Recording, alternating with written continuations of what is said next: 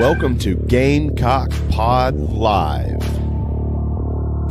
For the next 3 to 4 years, I'll be committed to the University of This is Rodgers again to the 25, 20, 15, 10. Rodgers scores! Jackie Bradley Jr. delivered for the Gamecocks. Lost it up, looking for Kelly. Touchdown! Can you believe it? And South Carolina is sending shockwaves through the SEC. Frederick plays it in at the buzzer. That's a win! Unbelievable! I don't believe it! And now, live from Studio 54 of the Gamecock Pod Studios, here's the Cockfather himself, Keith Alsep.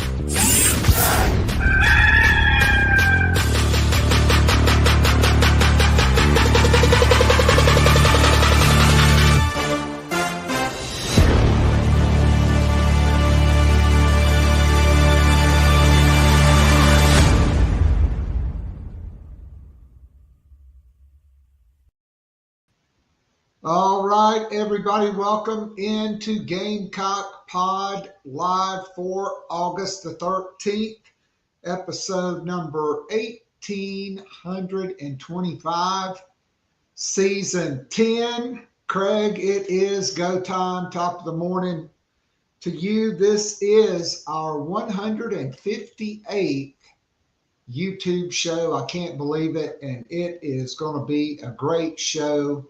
Sure enough, today, in just a few minutes, we will be joined by that SEC Stat Cat. So if you have not had your morning caffeine and you want to keep up with him, I suggest you just IV some Red Bulls right now.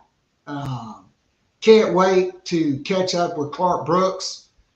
We'll talk LaNorris, Sellers, other quarterbacks in the SEC and the nation, specifically on South Carolina's schedule, which really outside of Drew Aller is probably the top-rated quarterbacks in the country.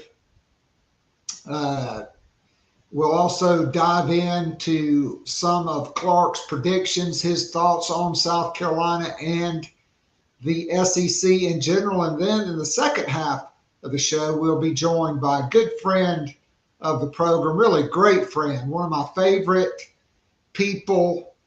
That is Mike Uva from Gamecock Central, formerly of Watch Fox 57 and a 3-time Emmy Award winner. He will join us. We will get his takes on South Carolina's scrimmage. And so let's dive right in with our Nana's Porch news, notes, and headlines brought to you by the award-winning full-service catering company servicing the greater Charlotte area. I'm talking about Nana's Porch, your go-to for all your catering needs, whether it's a banquet, a wedding, a corporate event, a rehearsal dinner, a birthday or anniversary or graduation celebration. Maybe you're celebrating a little league team and now football is here. Maybe you are not making it to Atlanta, or maybe you're not making it to Williams-Brice for a particular home or away game. Let Nana's Porch set you up. Get on their calendar today. Oh my goodness, the food is unbelievable. So go to the homepage, nanasporch.com. That's NANASPORCH.com. Get in touch with my good friend Chris Payne and support this Gamecock-owned and operated business. And while you're on the website, or even if you don't have a catering event, you can still support this Gamecock-owned and operated business by ordering plenty of Nana's Porch award-winning pimento cheese just in time for football season, straight from the homepage. The toughest part of the process is determining how many containers of smoky jalapeno and how many containers of the great regular flavor are you going to order. It's affordably priced. Shipping is free of charge, and checkout is simple, safe, and secure. Nana's Porch pimento cheese. You'll love it. I guarantee it. All right, earlier this week, South Carolina partnered with Blanchard Machinery. I'm told it's the largest individual donation earmarked strictly for athletics in school history.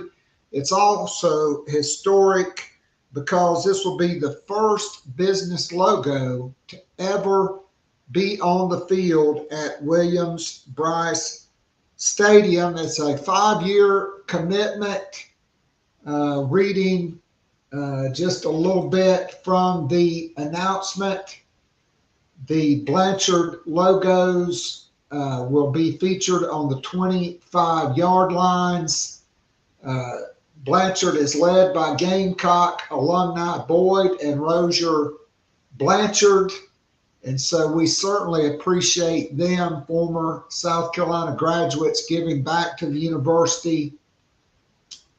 This partnership will help fund important stadium renovations, including enhancements to the west and east sides of Williams-Brice Stadium, as well as new premium seating options in phase 1 of the project, scheduled for completion before the 2027 season.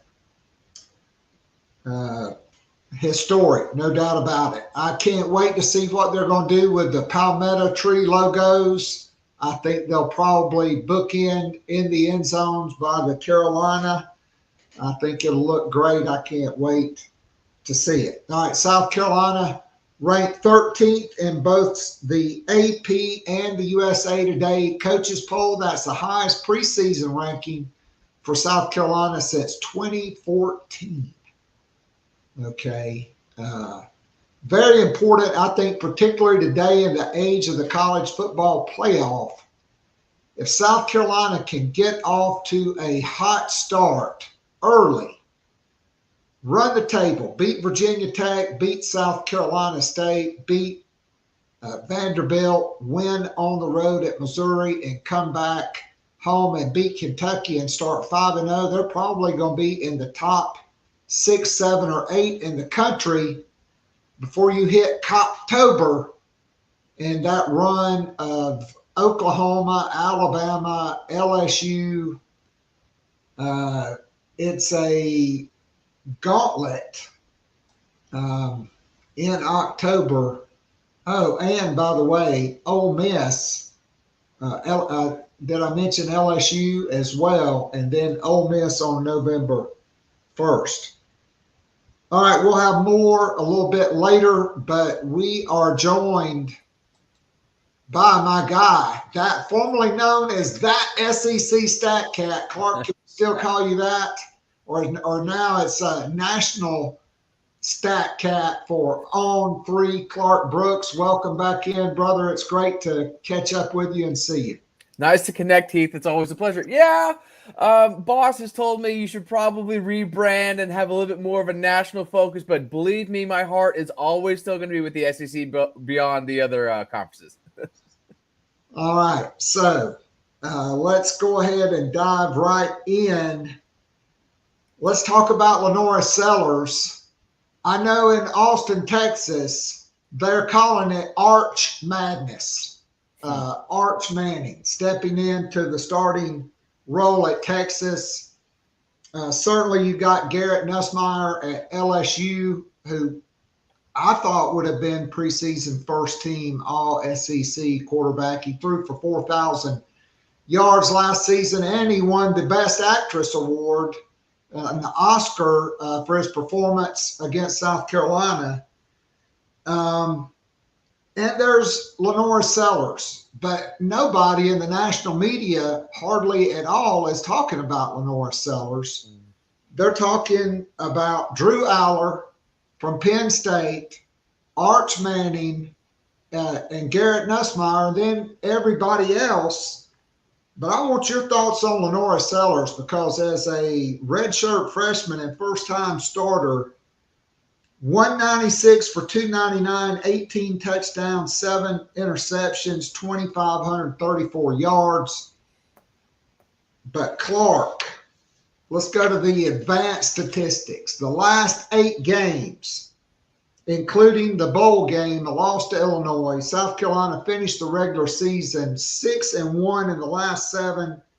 LaNorris Sellers 147 for 214, 16 touchdowns, just 2 interceptions, 4 interceptions, just shy of 2,000 yards, completed 69% of his passes, and who can forget the Clemson game? Not only did he throw for 164 yards, 16 carries, 166 yards, and 2 touchdowns, including the game winner on 3rd and 16 from the 20-yard line. Well, I mean, NFL people are talking about LaNorris Sellers, but college football people are not. Why not? That's a very good question. I wish I could speak for other people because we at On3 have him as a top 3 quarterback in our impact ratings ahead of this season. We are very high on him. So, yes, there are some things he needs to clean up. His lower body mechanics are a little bit shoddy, but they did get better as the season progressed. Because of those rec specs, it remains to be seen if he's going to rock those for the second straight year. But they clearly did restrict his vision. And when you are a quarterback and you can't really see what's going on, you're going to hold the ball longer. Now, he's already somebody who does that naturally. He was what I like to say, a prudent passer. If something was not there, he was not inclined to throw it. He was more inclined to believe in himself, use that backyard ability. And of course, when you have a top 5 broken tackle volume and a top 10 broken tackle rate in the SEC as a quarterback, you can see where he's coming from. But of course, people must use, you want to see more decisiveness, you want to see better rhythm, but there's still a lot of stuff to like outside of the rushing ability. Downfield accuracy. In my quarterback impact study, where I look at the top returning 40-50 quarterbacks against their 6 or 7 hardest opponents, we're trying to cut out the fat and see how good they are against good on good. Well, his depth-adjusted accuracy, which applies more weight depending on how passes travel beyond the line of scrimmage, was the top in the crop. So that's very good. His uncatchable pass rate, which people wanted to kind of knock him on, was actually above average. And again, he was playing in the SEC. He had a game against Clemson, which I say is one of the more impressive showings, regardless of any quarterback this offseason. So I am really high on him. I really love what he can offer, both with his legs and his arms. And let's not forget, he's a big kid. He isn't just a 6 foot, 200-pound kid like Jalen Hurts doing this. He's a 6'3", 240 kid. Randy Cunningham type of build. So if he can stay healthy, the sky's the limit. I mean, I was fortunate enough to see Dante Culpepper play at South Carolina in person. I think he's a faster, more dynamic runner than Dante Culpepper, but I think the size comparison there, I kind of like that. But Clark, I mean, you talk about that broken tackle rate. Yeah. There were a lot of times where, I mean, some of the top players in the SEC and the country had him dead to rights. Texas A&M, Missouri, Clemson, Peter Woods, maybe the top defensive lineman in the country. And he just shook them off and either took off running, or in a lot of cases at Vanderbilt as well, he just made unbelievable downfield throws after escaping the pass rush. And I think the retention of Mike Shula, his promotion from essentially being the quarterback coach now to being the offensive coordinator, he was on the field with LaNorris Sellers. I mean, I don't think, everybody criticized the hire of Dowell Loggins. Shane Beamer, he went off on them at that press conference, but South Carolina fans have Dowell Loggins to thank for LaNorris Sellers because the other guy watched him play for 2 years and still couldn't decide if he wanted to offer him or not. Dowell Loggins comes in, boom, he's a Gamecock. And now, Clark, the first time in school history, a South Carolina quarterback is preseason first team all conference. Not the ACC way back in the day, and certainly not the SEC. No South Carolina quarterback has been first team all conference. And so a lot of weight comes with that crown. A lot of pressure on LaNorris Sellers this year. NFL people are talking about him as a potential Heisman guy, a top 5 draft pick. Just what is the ceiling for LaNorris Sellers?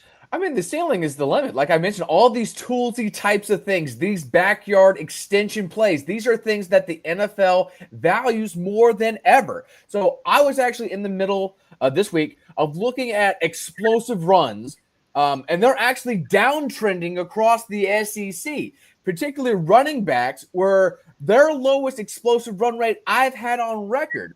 And even though quarterbacks and wide receiver runs still buoy the explosiveness across the SEC, quarterback explosive run rate in particular is 5 points worse than it was 4 years ago. So that just screams to me, if you do not have a scramble threat, your run game is going to suffer. So check that box for South Carolina. They got a guy who can scramble. We already mentioned the broken tackle stuff, the stable metric stuff that you'd like. And, of course, there are enough big plays on tape where you can salivate and really hold out a lot of hope. So the thing is, can you get a little bit more on-time stuff? Can you get more aggressiveness within structure? So the other side of that corner of that prudency, you can hold on to the ball, you can invite pressures, plays break down. That's not good, but you're also not throwing the ball into harm's way. So if he can continue to keep the ball out of the harm's way, but throw downfield more on average, trust his guys to win tight windows more on average, I think this offense will gain more teeth.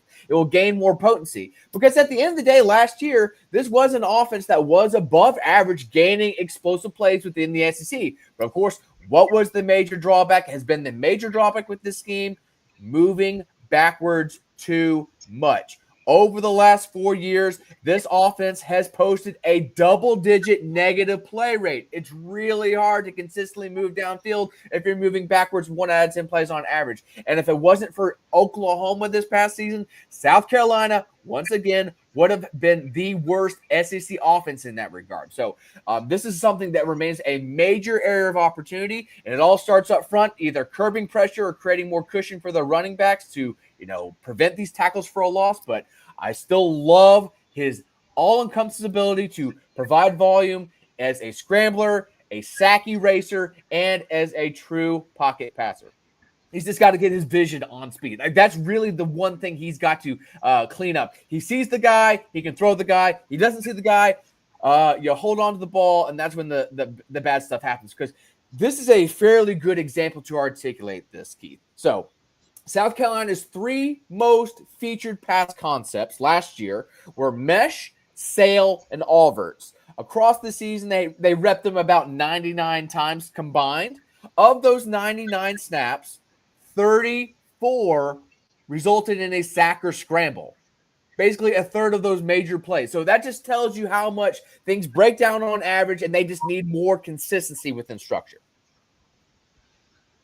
Well, I do think there is hope this year that, and coming out of the first scrimmage, South Carolina thinks they have the best offensive line of the Shane Beamer era. They're going to need it. Mm-hmm. So, look, South Carolina essentially lost their top 2 pass catchers from a year ago. One was a tight end and the other was a running back, in Joshua Simon and Rocket Sanders. What do you see when you look at South Carolina's receiving core?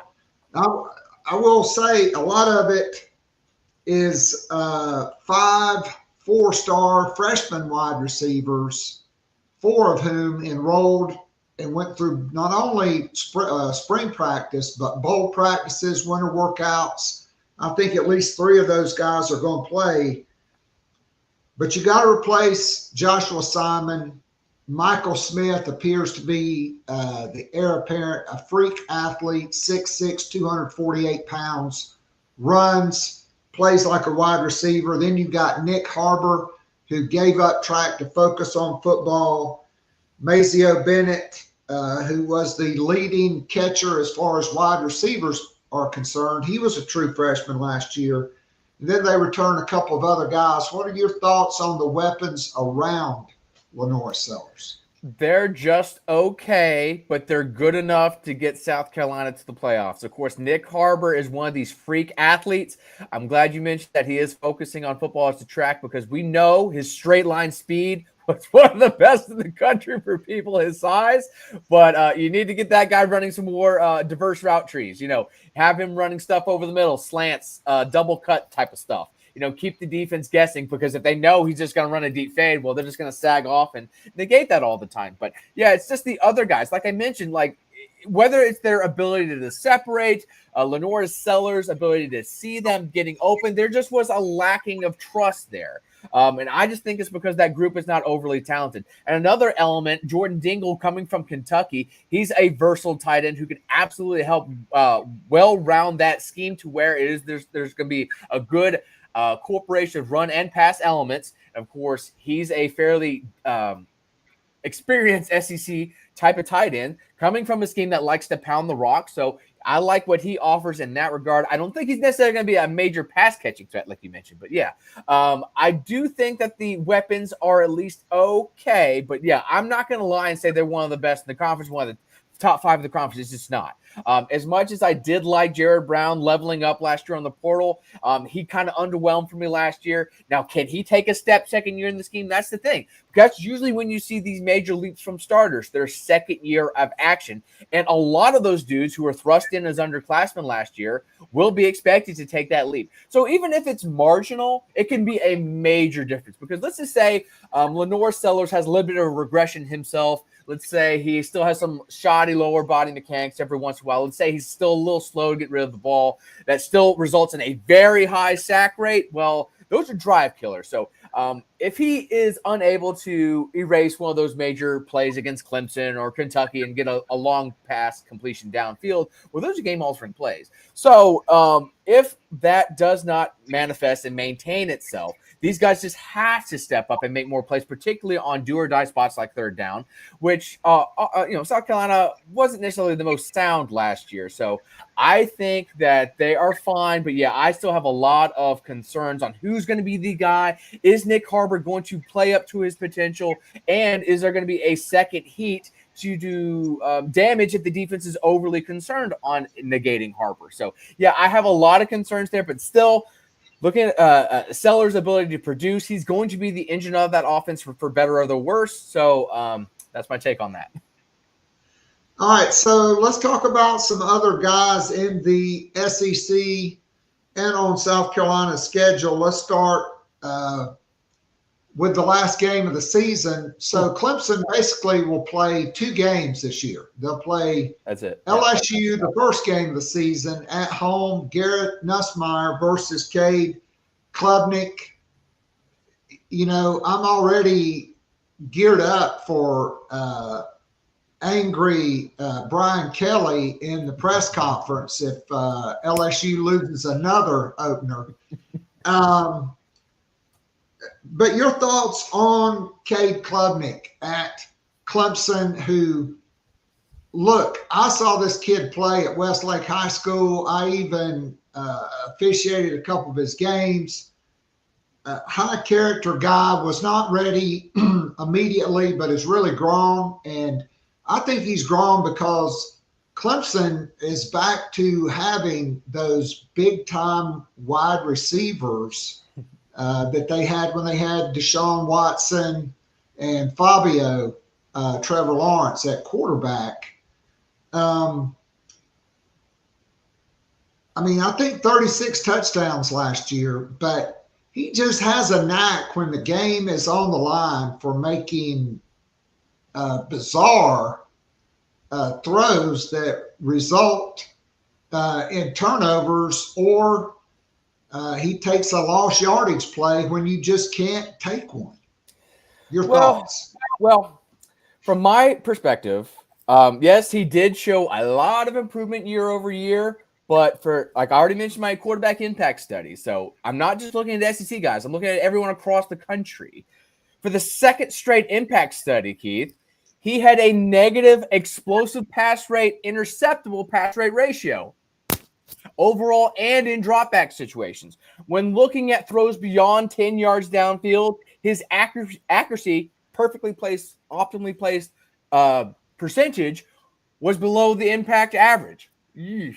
He doesn't have elite traits anywhere. He's not particularly good outside the pocket or when he's asked to move his base, despite being pretty mobile and a pretty fluid mover for his size. So even though a lot of people are trying to say he's going to be one of the best quarterbacks in the country, I am a lot lower on him than the consensus, as a lot of us are at On3. Charles Powers, our director of scouting, comped him to Kenny Pickett, small hands Kenny Pickett. No one wants to be comped to that guy. I view him a little bit more as an Andy Dalton, so a high second round type of ceiling, but he's absolutely going to be fueled by his environment. So if those wide receivers of his take that second year leap, they were mostly freshmen last year in terms of his favorite targets. That's going to be a huge boon for Clemson's offense, but still, this is a guy that really loves to carve defenses underneath.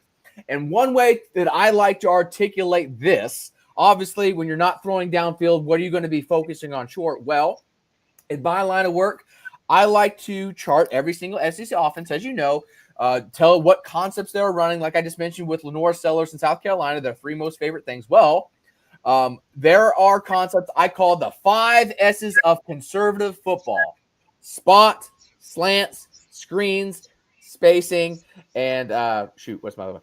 And well, it's not important. There's 5 of them. And let's just say no SEC across the season had a makeup targeting these concepts above 27. Do you want to guess what Cade Klubnik had against his hardest opponents?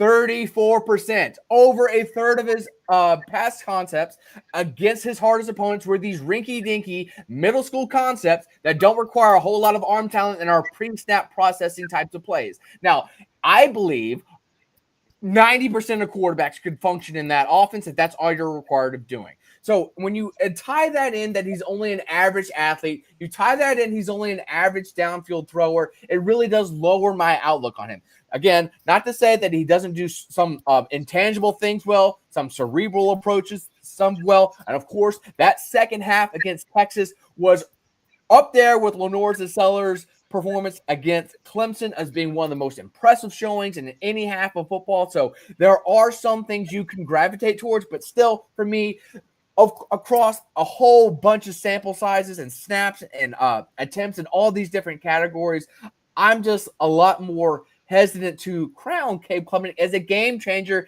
as a driver, as a quarterback you want to take at the top of the draft just because of all these underlying concerns.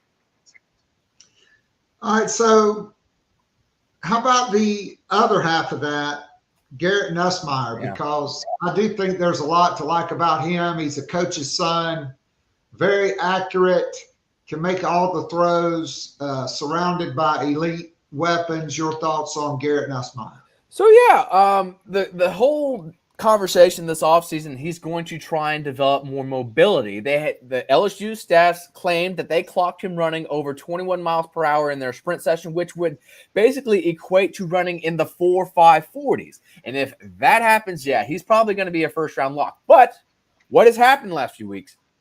Tendinitis in that knee. You don't want to necessarily aggravate that stuff, so stay in the pocket and do what you do best. So in my impact study, as I keep mentioning, there's one breakout. So I look at quarterbacks in a lot of different criteria, how they're doing overall, how they're doing on throws beyond 10 yards downfield, how they're doing with pressure.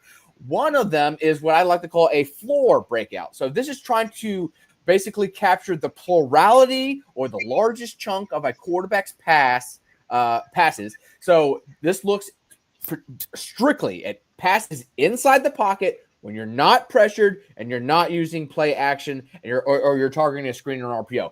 I want to see what you're doing in a true pass situations when you're not helped by scheme or you're facing adversity because of pressure, right? Well, as you would expect, Garrett Nussmeier shined in these spots.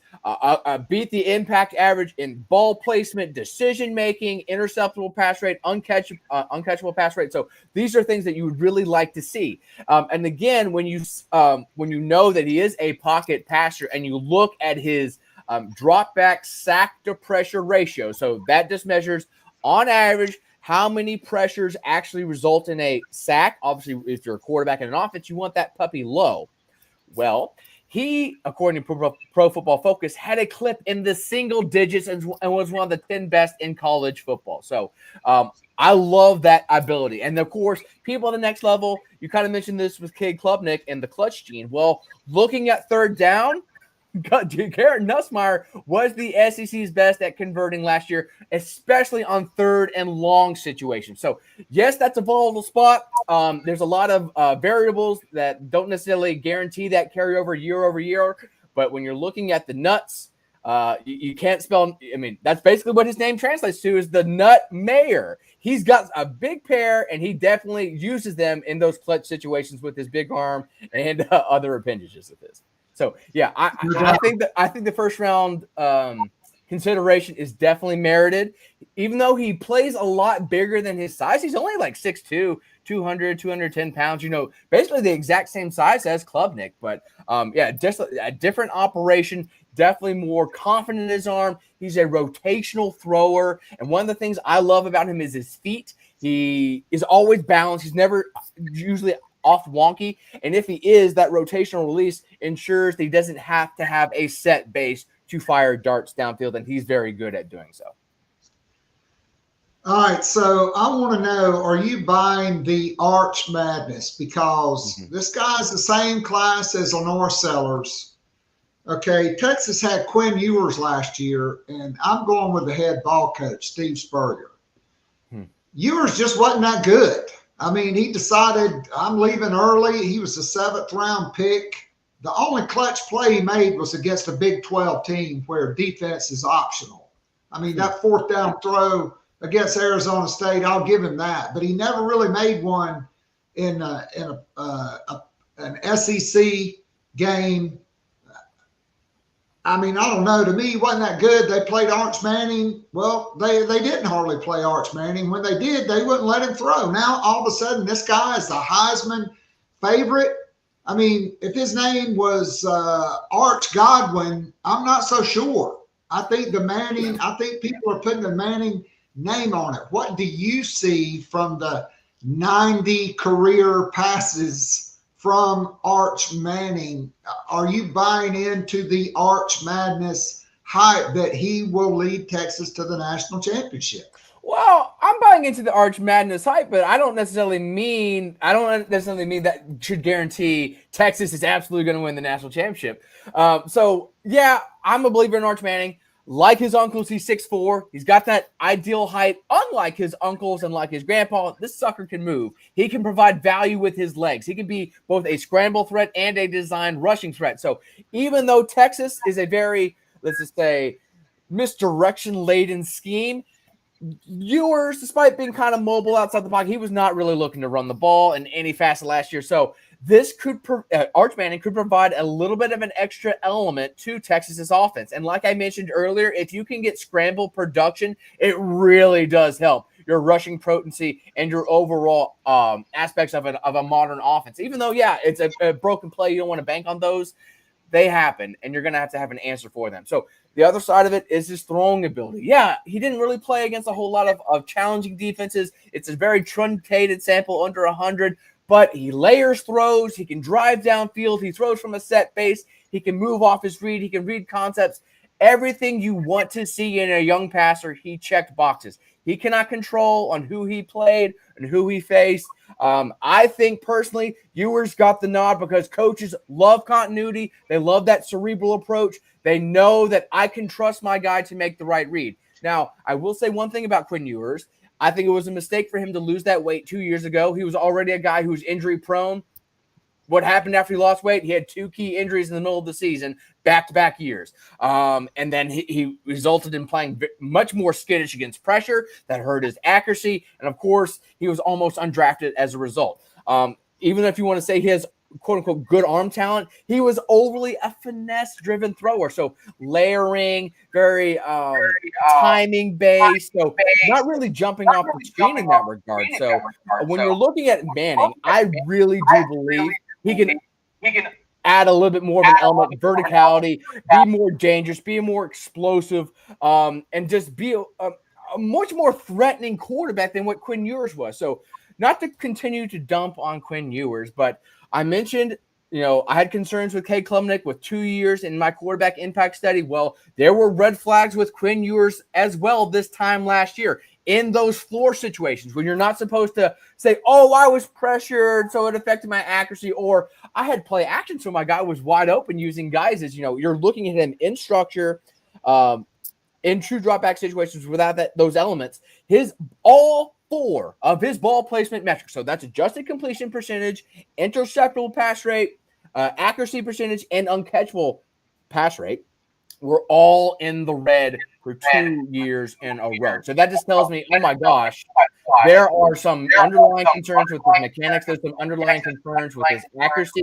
And since that is supposed to highlight the plurality of a quarterback snap, that's just not a good look. And of course, it played out to where he absolutely had regression despite being surrounded by one of the most talented playmakers in the country.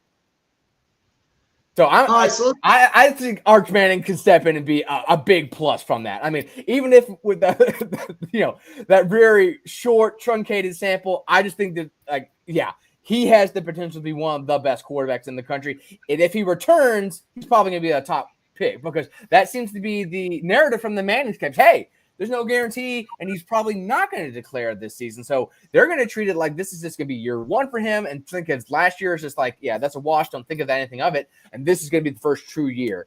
Not the bad thing, as we've seen. Some of the best quarterbacks, or at least rookie quarterbacks, as of late in the NFL are guys with a lot of experience under the belt, like Jaden Daniels, Drake May. These are guys that have high-end potential, high-end experience, cerebral approach. Again, I think that's one of the reasons why Sark leaned into Ewers last year. He just had more experience. He knew more of the offense, more of the answers for the offense. So I just think this is the year Arch Manning is absolutely going to live up to the pedigree of his last name. Yeah. All right, so let's talk about 3 new quarterbacks on South Carolina's schedule. John Mateer at Oklahoma. They brought in Ben Arbuckle as offensive coordinator, and he transferred from Washington State.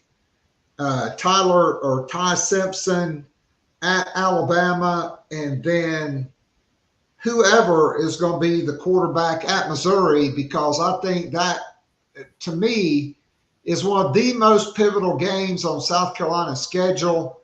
It's game 4. They're 3-0 going to Missouri. They win that game, come back home and beat Kentucky. They're 5-0 going into their first open date, and probably ranked in the top 6, 7, 8 in the country, and very well positioned for the college football playoff. So talk to me about John Mateer, Ty Simpson in particular, and then I don't know if it's going to be Bo Pribula, the Penn State transfer, or Sam Horn, who was injured last year. But one thing, Drink is a ball coach, and he can dial up plays. I mean, we've seen that time after time. I love the guy they had last year. He clearly had the clutch gene. I'm just not so sure about these guys, and Missouri did lose a lot of weapons. So start with Mateer, go to Simpson, and then the Missouri situation. So Mateer, he's a swashbuckling playmaker. He's going to be one of the more dangerous quarterbacks in the conference with his legs. He's a downfield-oriented thrower. So that obviously invites more explosives, but it also invites a little bit more turnover-worthy plays. It also makes it a little bit harder to be on target on average. So his ball placement stuff remains to be seen if it's going to be SEC caliber, because playing against his hardest opponents last year at Washington State, he only played 2 defenses that had top 40 EPA per dropbacks. That's just not a whole lot. He's going to face probably as much in the month of in the month of September in the SEC as he did at Washington State. So I'm a little bit more concerned, especially with how that offensive line played last season. Of course, Oklahoma is going to boast and say things are going to be better. They're going to be better.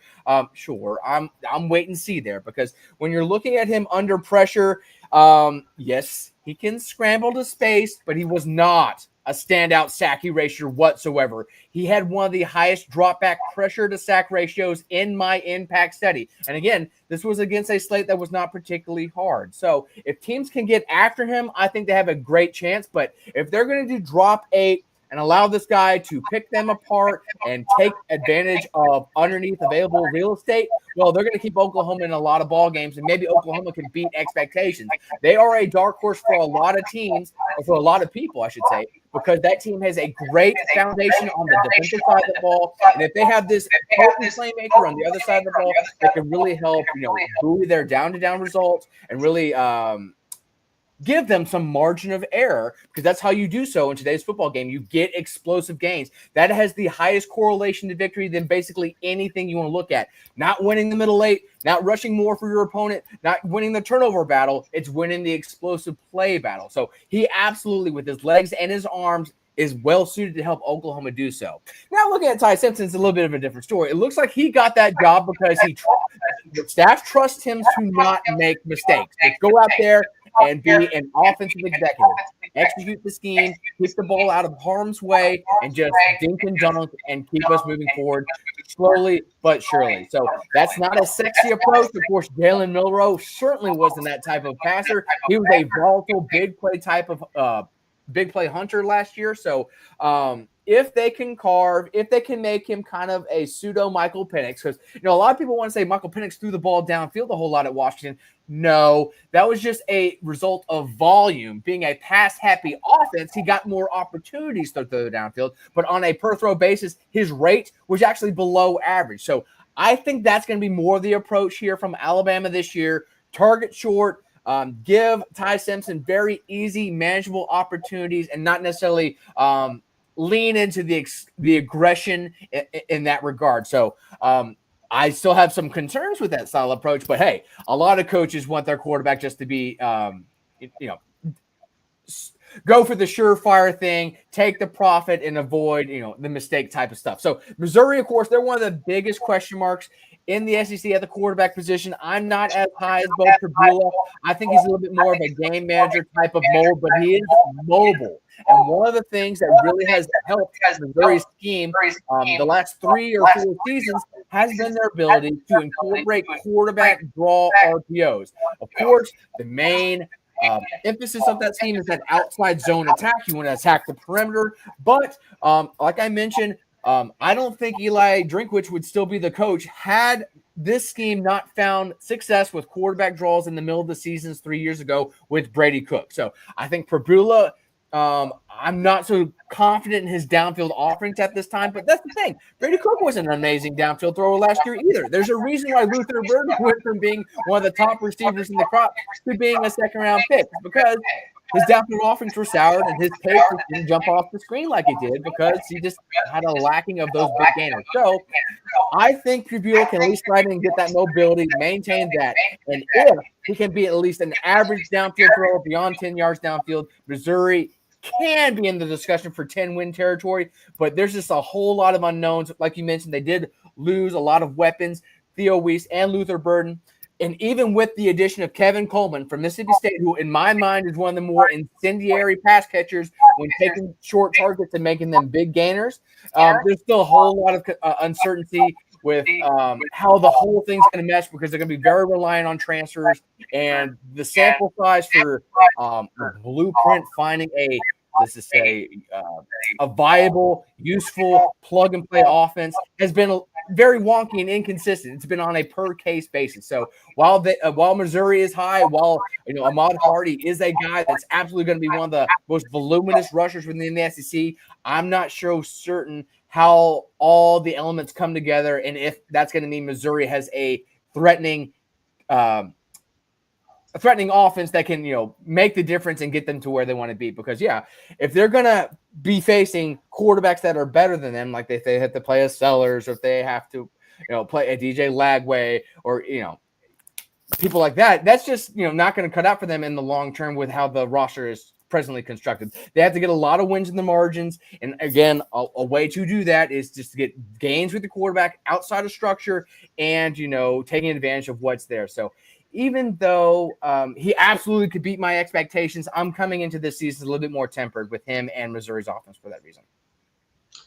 All right, so you brought up DJ Lagway, two quarterbacks not on South Carolina's schedule that are intriguing. Former five-star Jackson Arnold, who was at Oklahoma last year. I was at that Oklahoma-South Carolina game, which was over in like 5 minutes of game time. It was 21-0, or maybe it's 28-0. It was just ridiculous. Jackson Arnold started the season as a starter, was replaced by the true freshman. I felt so bad for him. South Carolina's defense just got after him so quick and so bad. He was essentially booed out of the stadium. Your thoughts on Jackson Arnold now going over to Auburn and DJ Lagway?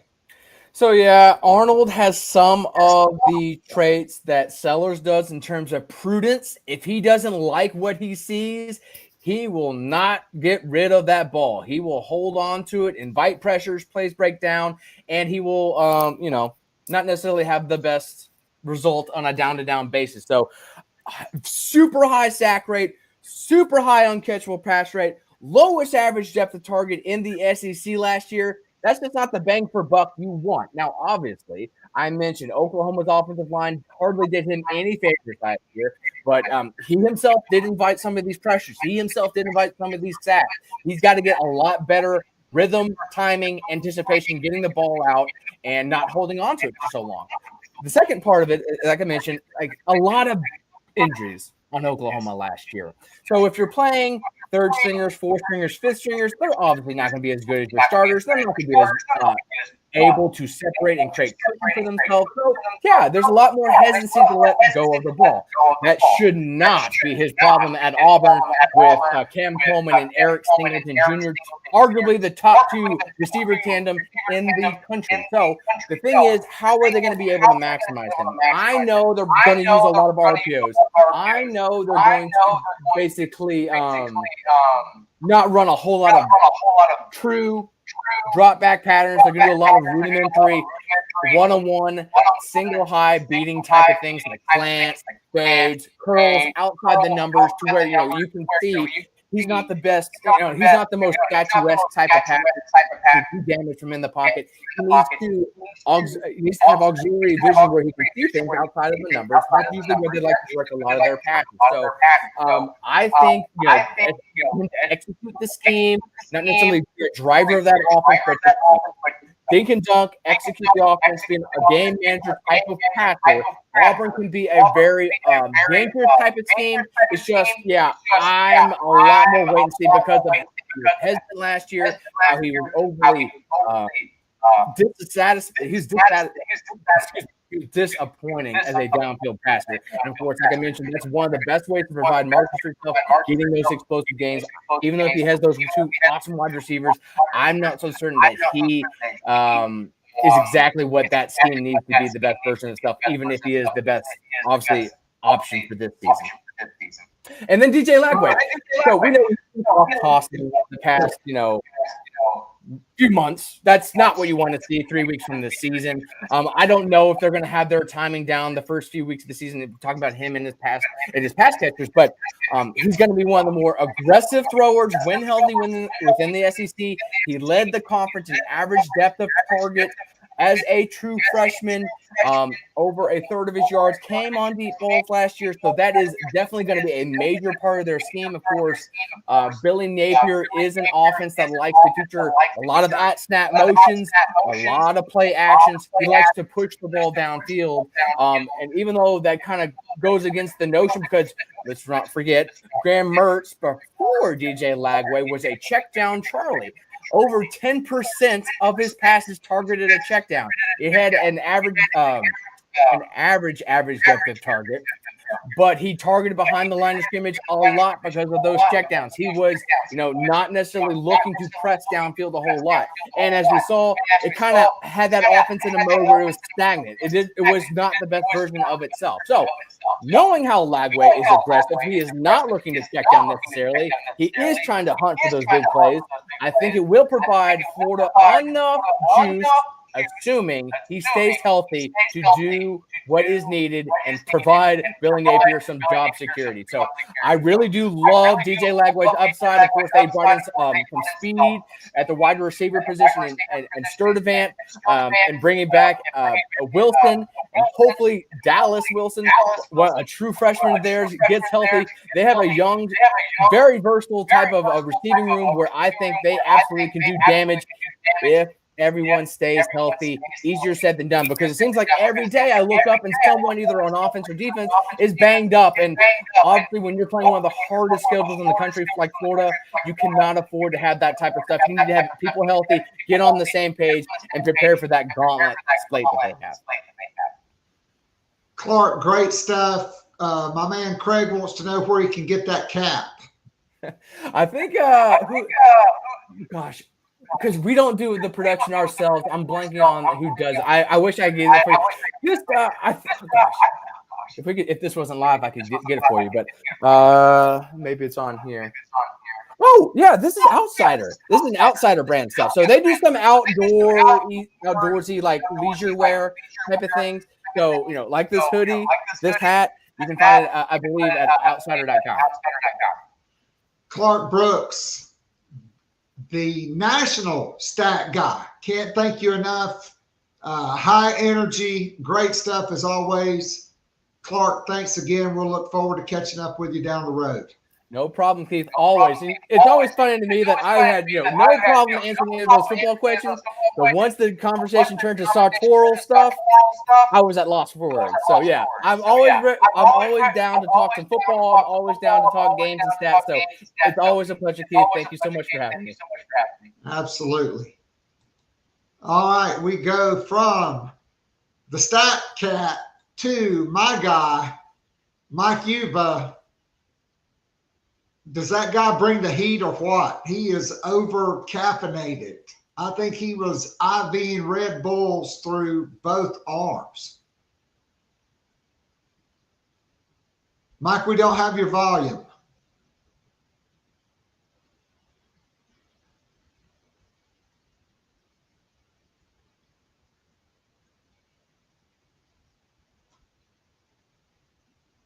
I cannot hear you.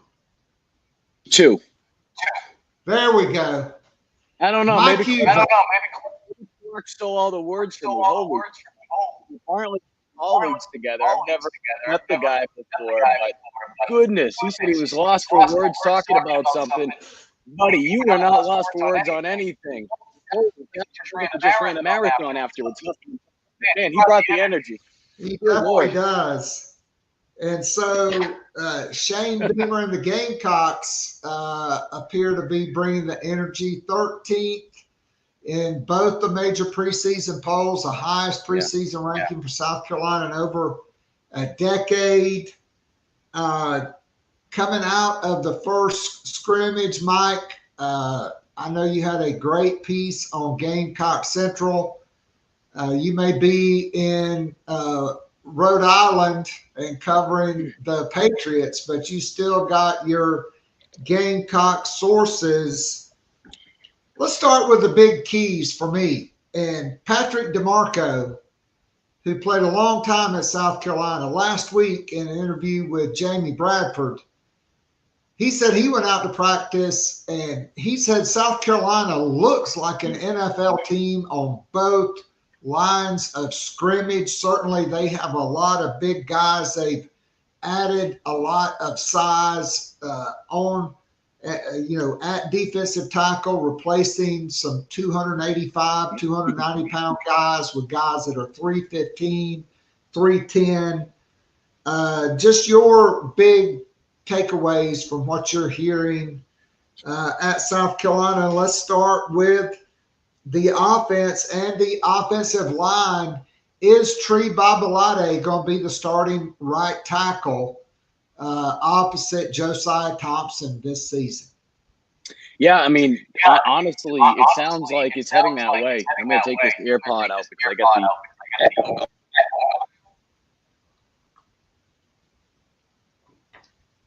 All right, now we lost your audio.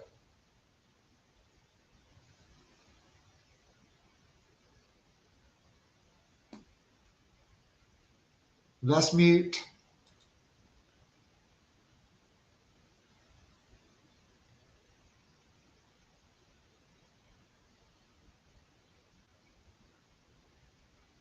All right, let's try it.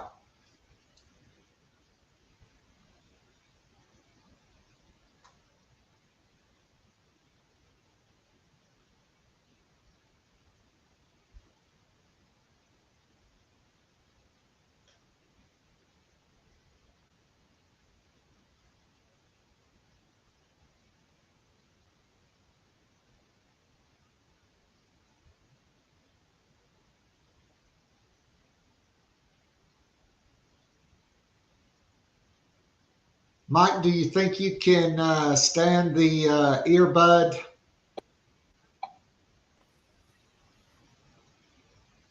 Mike Uva, welcome in. Keeps freezing on me. All right, Mike is resetting, and so I gave out my depth chart last week on an episode of Gamecock Pod Daily, and so I've got Josiah Thompson at left tackle. No surprise there, 6'7", 300.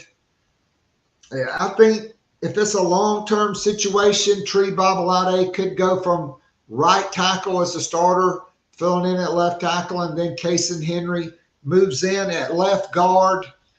I've got either Nick Sharp or Shed Surratt starting at left guard. Right now, true freshman Shed Surratt from Gaffney, he may be just too good to keep off the field. At center, Boaz Stanley, a bigger guy, 6'3", 325, a junior college All-American, has played a ton of snaps. And when you look at the guy on video, oh my goodness, he is a triple extra large individual. I think he will be backed up by Nolan Hay, a guy South Carolina brought in out of the transfer portal, and Rodney Newsom. We got Mike back in. Let's see if we're a go now. Mike? All right, Keith. We made it to the iPhone. All right, we got you.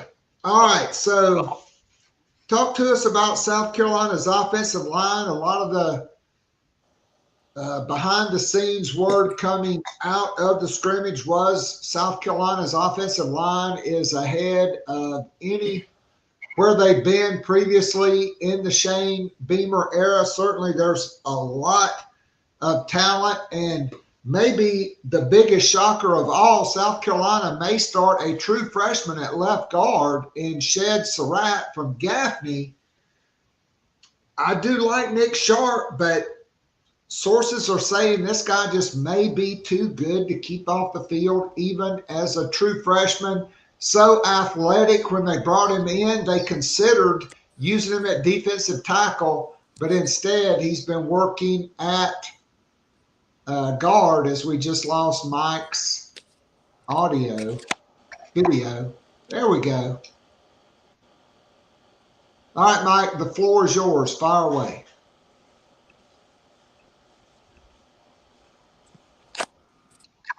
I can hear you. I was going to say, just keeps going in and out on me. Technology doesn't want to work with me today. Look, no, going to your point, though, I mean, shoot, you bring in a lot of competition, right? You bring competition in from the transfer portal. You've been recruiting your tails off over the last couple of years when it comes to building this offensive line room. And to your point, look, in a perfect world, they wanted to have Tree play left guard. It just made the most sense, right? Because of his experience on the left side of the ball after playing left tackle. Josiah Thompson, I mean, that guy's not going anywhere, right? but from what I've been hearing, what my colleague Wes Mitchell is, they have, to your point, you him on that right side of the ball, right now. With Case and Henry, even though he have plenty of experience, they want to hate that competition. Yeah, there's a real possibility that you do over at right tackle. Now, what does that do? To your point, at left guard, which is going to be a lot of competition regardless, it really opens the door. If Nick Sharp, who has been battling some injuries going back to the spring, if he's not able to be the guy, you could have a true freshman out there. You also have Marky Anderson, who's trying to finally get onto the field and stay healthy. I mean, this is a guy that you remember when he was coming out of high school, a lot of hype. And he was on that first travel list up to North Carolina in Charlotte when they took on the Tar Heels. Doesn't mean he was going to play, but he was in the 2 deep to start the season. And unfortunately, he was a scratch right beforehand. So he certainly is a guy, too, that is in the mix. And I'll tell you what, I get it. Naturally, every year we're going to talk about what does the offensive line look like, right? Because it's so important. But I'll tell you what, right now, man, there's a lot of good competition there. And it's going to be interesting to see who that starting 5 is. More importantly, how they mesh together. No doubt about it. So, look, we know about LaNorris Sellers, but no Rocket Sanders, Rasul Faison, no ruling yet from the NCAA. Mike, what are you hearing about South Carolina's running back room, and in particular, Isaiah Augustov and Matthew Fuller, a guy that is a big physical bowling ball that from a physical size and running style is very similar to Rocket Sanders? Well, I'll start with Isaiah first. I'm not hearing as much buzz as some people are making it out to be. Quite frankly, if there was a depth chart tomorrow, I'd probably have 4, not including Faison, just where things are right now, to be just quite frank with everybody. Having said that, Matthew Fuller, much different. He's the guy that this coaching staff is investing every minute to be able to get the best out of him. I put this in the scrimmage notes that I posted on Gamecock Central Sunday. The biggest thing for Matthew Fuller is just being more consistent. It's basically, Keith, with any young player, it's just being able to keep it locked in the head. And I think his thing is just not getting down on himself if he's not being able to do the thing from a coaching standpoint, but within himself, being able to do the things right the first time around. People are going to make mistakes. Your pass blocking might not be phenomenal right away. That's okay. But just continuing to stay with it, coming along with the process. So I think he's one of the more talented running backs in that room. What he could do down the line, it could be scary. But certainly with what's going on right with the Faison situation, I mean, I've been adamant that regardless, I think Oscar Attaway will be the starting running back from everything that I've heard going back to the spring. But that aside, you're going to need a guy that you can trust at number 2. And right now, if Faison isn't the guy, it most likely is going to be Matthew Fuller. His biggest thing, what he needs to continue to do, he needs to continue to improve on pass blocking. Some of that is necessarily just blocking.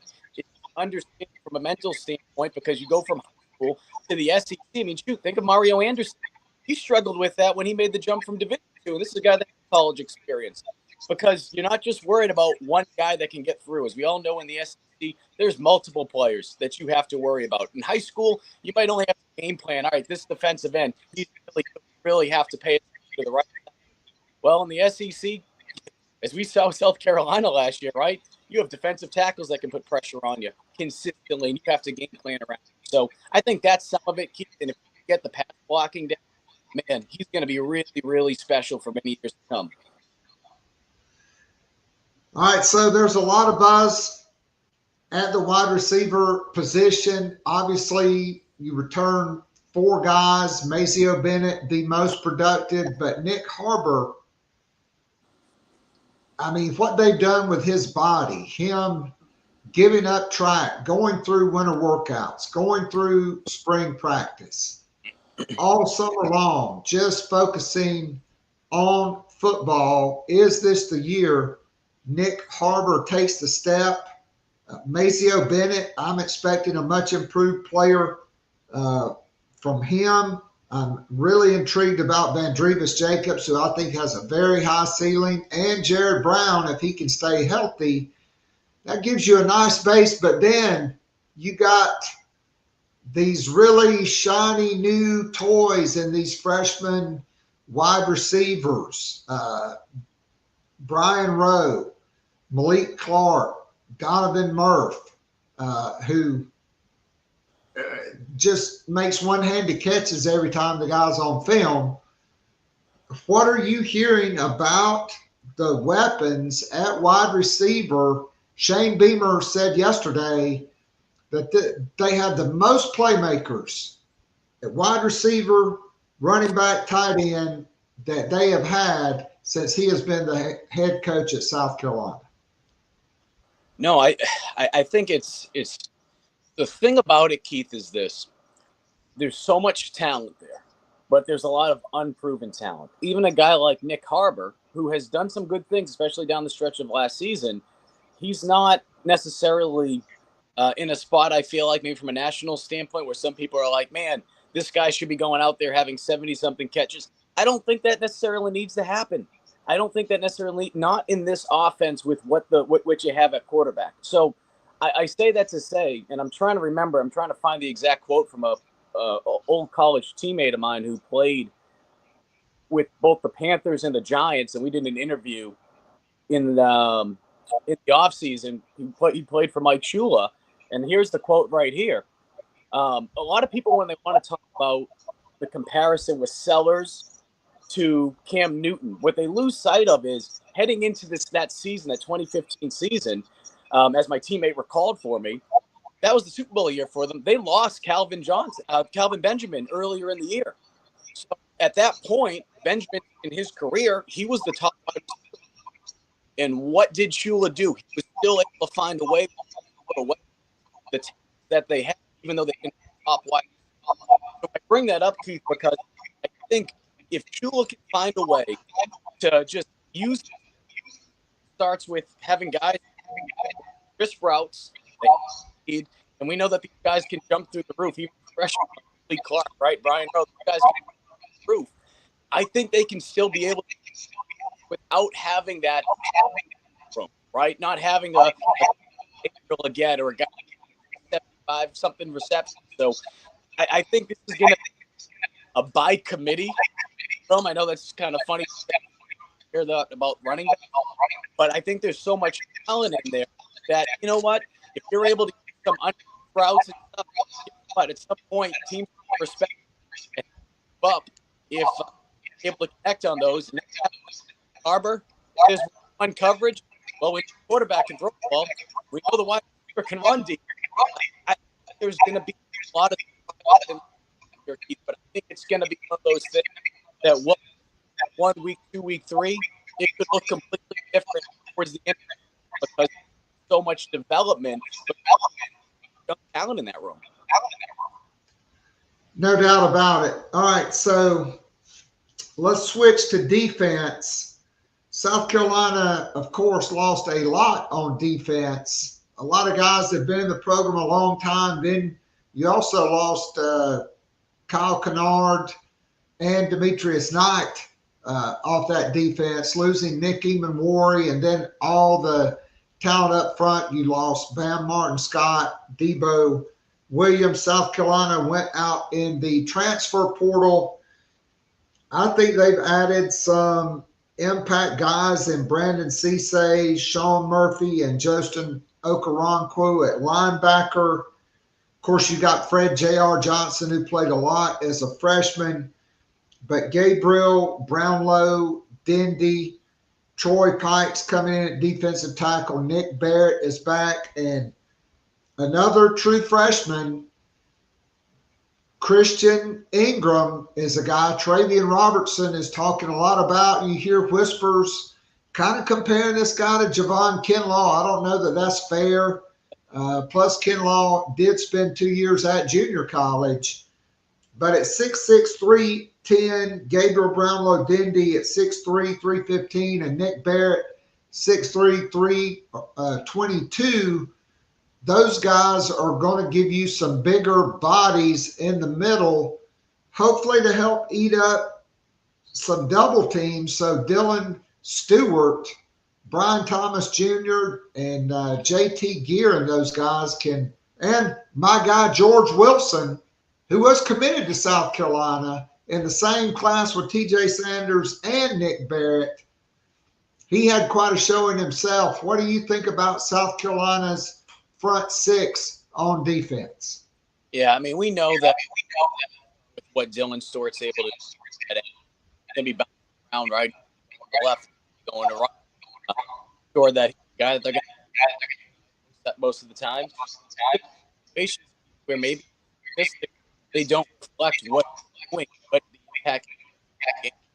There's times where he's probably double because going into the season. Hey, okay, let's see what Ryan Jr. can do. Most likely defensive tackle room.